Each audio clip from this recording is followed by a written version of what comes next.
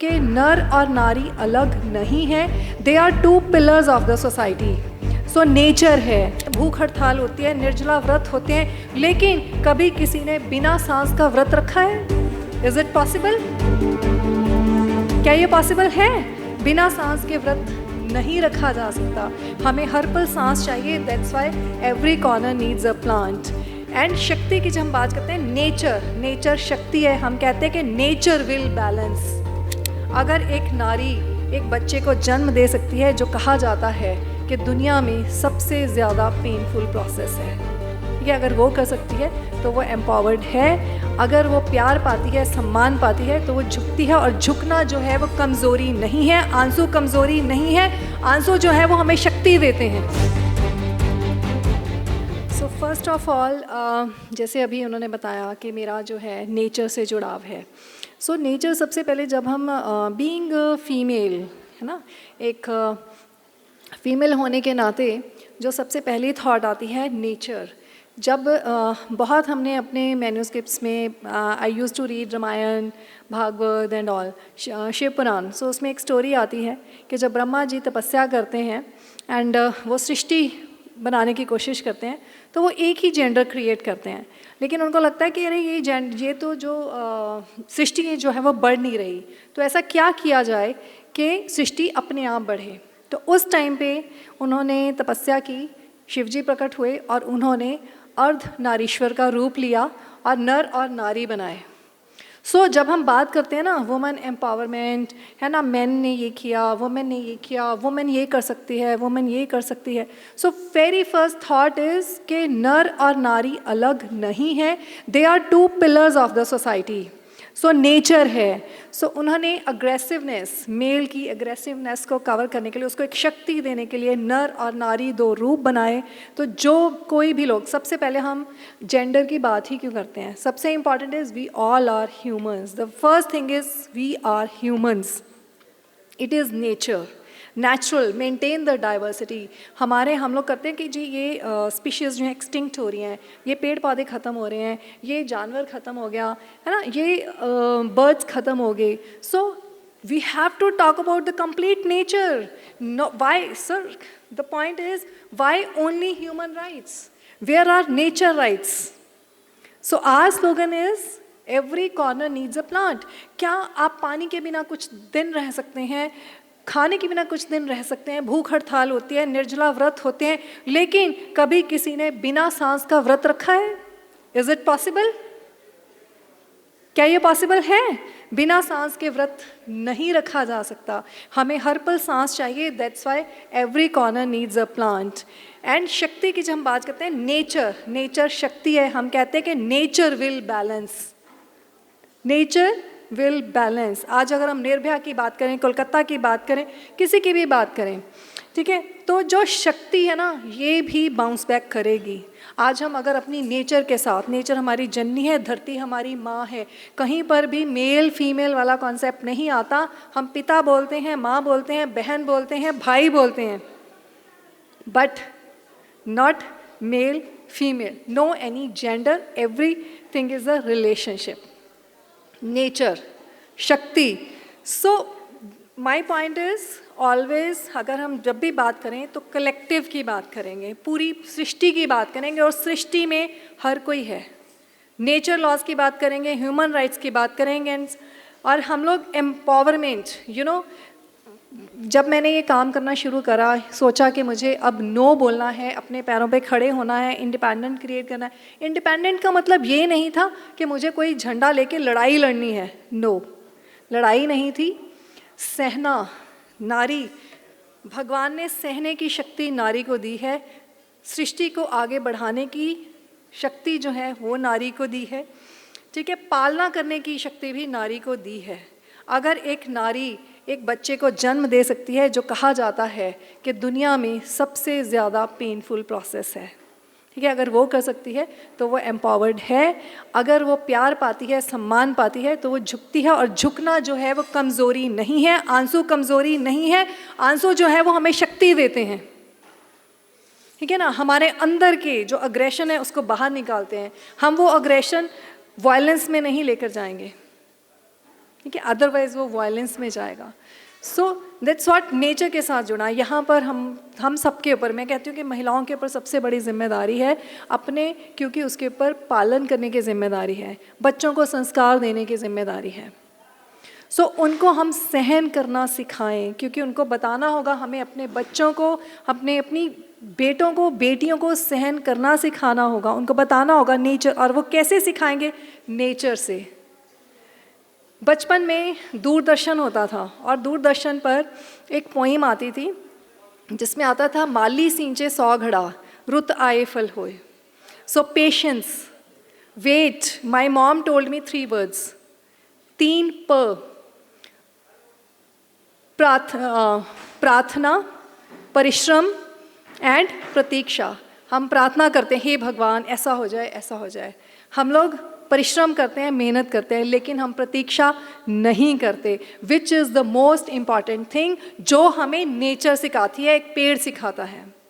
जितना बड़ा पेड़ होगा, जितना मजबूत पेड़ होगा, उसकी जड़ें उतनी ही मजबूत होंगी, और हमेशा एक मजबूत पेड़ की जड़ें पहले फैलेंगी, मजबूती देंगी, उसके बाद पेड़ बड़ा होगा।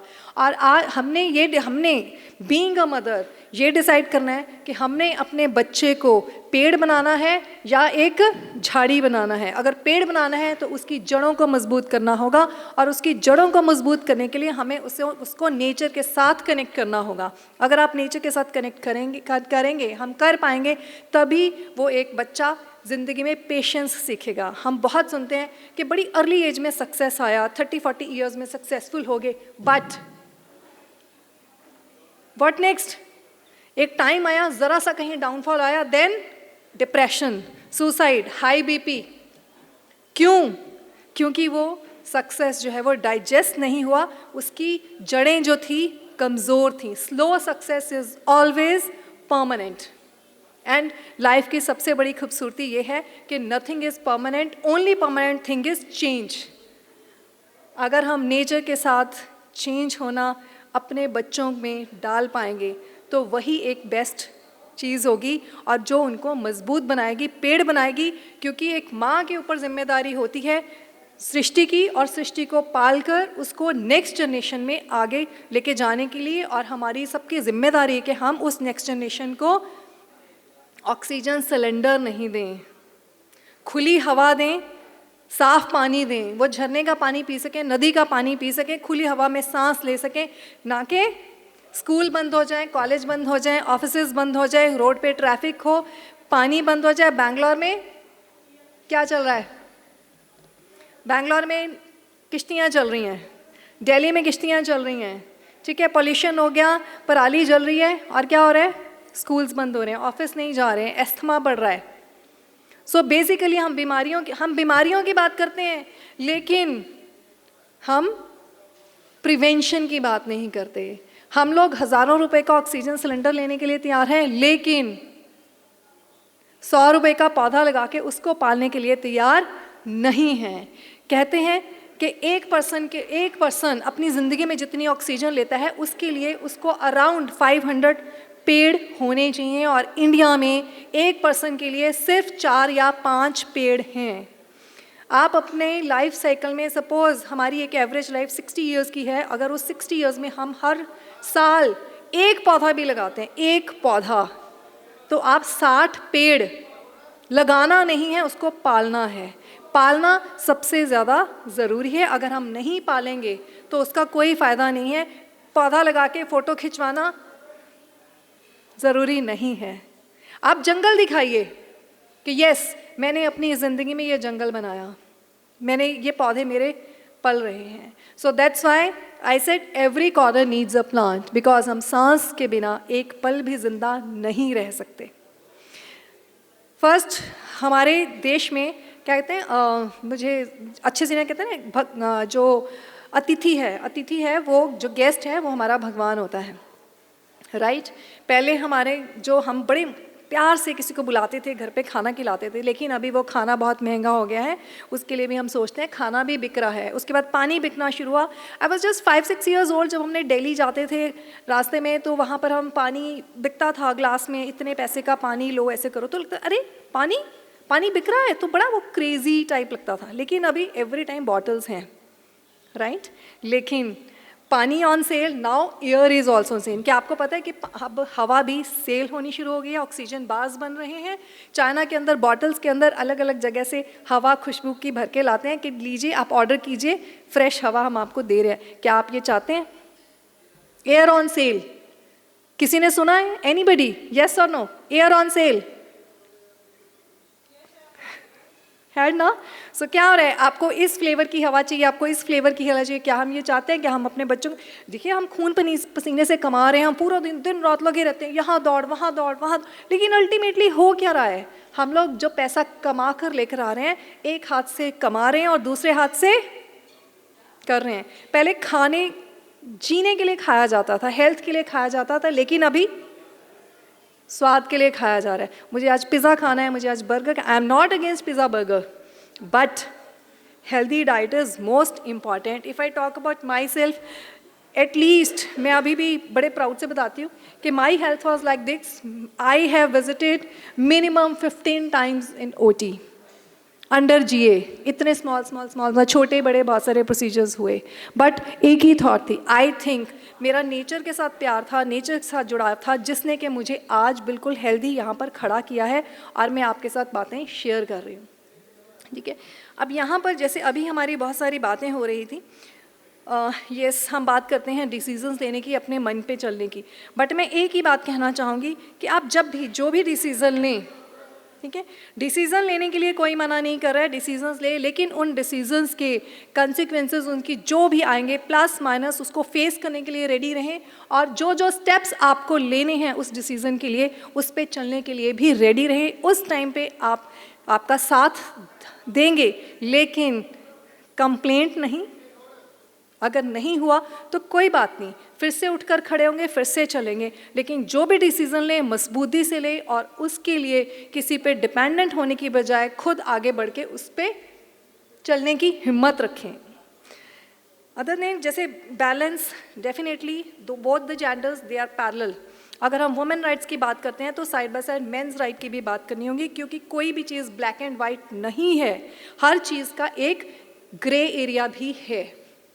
सो सिर्फ ब्लैक एंड वाइट पिक्चर नहीं देखें, ग्रे एरिया को भी देखें, there can be the balance also, ठीक है? यहाँ पे बहुत सारे केसेस हैं जहाँ पे पॉश में कंप्लेंट आएगी, जी मेरे को रात को you are looking beautiful, is it a POSH case? मैं यहाँ पर बैठी वुमेन से पूछ रही हूँ, can it be a POSH case? No, it's just a perspective. Yes, it can be the posh case also, or it cannot be. It depends upon the perspective.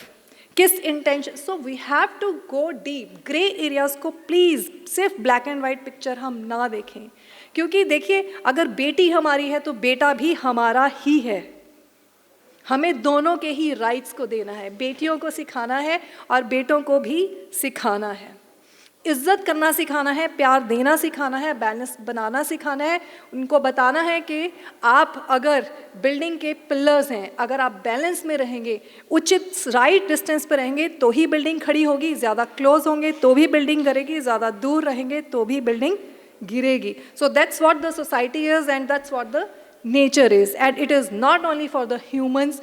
Animals कभी rules नहीं तोड़ते, only humans are breaking the rules, ठीक है? Animals हमेशा nature के rules को follow करते हैं। कहीं पर भी आप देखेंगे कि कोई भी एनिमल वायलेंस कब करता है? अपना पेट भरने के लिए, क्योंकि उनकी वो नेचर बनाई गई है। ह्यूमंस की नेचर ऐसी नहीं बनाई गई है, वो ह्यूमन के लालच ने बनाई है। So we have to learn from the animals to obey the rules of nature. If we are following the rules of nature, then believe me, कोई border नहीं होगा, कोई pollution नहीं होगा, कोई जो हम बात कर रहे हैं किसी human rights की, किसी law की ज़रूरत नहीं पड़ेगी. The only thing is follow the law of nature.